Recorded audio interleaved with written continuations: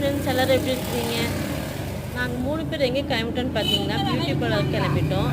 பாப்பாங்களுக்கு வந்து hair cut பண்ணி விடுறதுக்காக கிளம்பிட்டேன். ரொம்ப நாளாக பார்லர் வந்து நல்ல பார்லர் வந்து எங்கே தான் இருக்குன்னு சொல்லி தேடி தேடி கண்டுபிடிச்சி கடைசியில் ஒரு வழியாக கண்டுபிடிச்சி வச்சுருக்கேன்.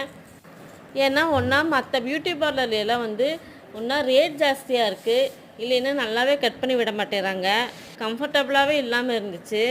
அதனால் நானே தேடி தேடி கண்டுபிடிச்சி கடைசியில் ஒரு நல்ல பார்லர் கண்டுபிடிச்சிருக்கேன். எனக்கு வந்து கம்ஃபர்டபுளாக இருக்குது. இந்த பார்லர் எங்கே இருக்குதுன்னு பார்த்தீங்கன்னா கோயம்புத்தூரில் கிராஸ்கட் ரோட்டில் லக்ஷ்மி காம்ப்ளெக்ஸ்குள்ளே இருக்குது. நமக்கு ரேட்டும் கம்ஃபர்டபுளாக இருக்குது.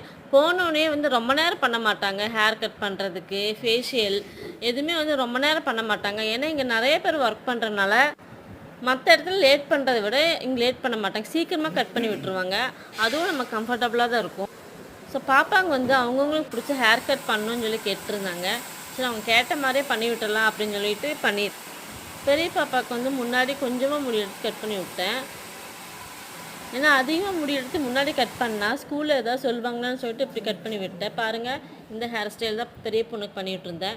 குட்டி பாப்பாவுக்கு அதே மாதிரி தான் முன்னாடி கொஞ்சமாக முடி எடுத்து ஹேர் கட் பண்ணி விட்டேன். 2 பேர்த்துக்கு மாற்றி மாற்றி கட் பண்ணுறதை பார்த்துட்டே இருந்தேன்.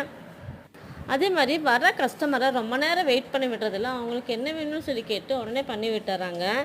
எல்லாம் ஹேர் கட் பண்ணிவிட்டு அவங்களுக்கு பாய சொல்லிட்டு அங்கேருந்து கிளம்பிட்டோம். கிளம்புனதுக்கப்புறம் பாப்பாங்க வந்து பசிக்குதுன்னு சொன்னாங்க.